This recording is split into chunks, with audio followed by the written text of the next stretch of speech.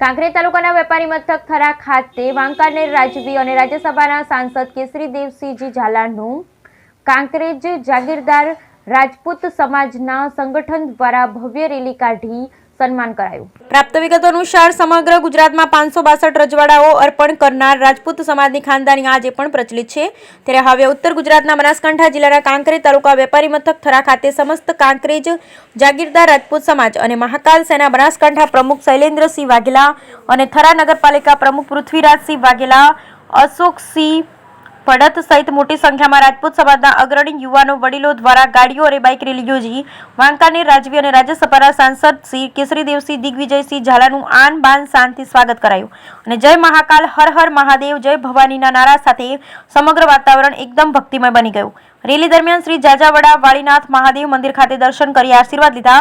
ત્યારબાદ થરા નગરપાલિકા town hall ખાતે સભા યોજાઈ, જેમાં રાજ્યસભા શ્રી કેસરીદેવસિંહજીને મહાકાલ સેના પ્રમુખ શૈલેન્દ્રસિંહજી વાઘેલાએ મહાકાલની ફોટો પ્રતિમા અર્પણ કરી સ્વાગત કર્યું, જેમાં સૌથી અગત્યની બાબત વિશે વાત કરીએ પાટણ લોકસભાના સહસંયોજક ભારતસિંહ ભટ્ટેશ્વરિયા ખાસ કરીને ઉપસ્થિત રહ્યા હતા।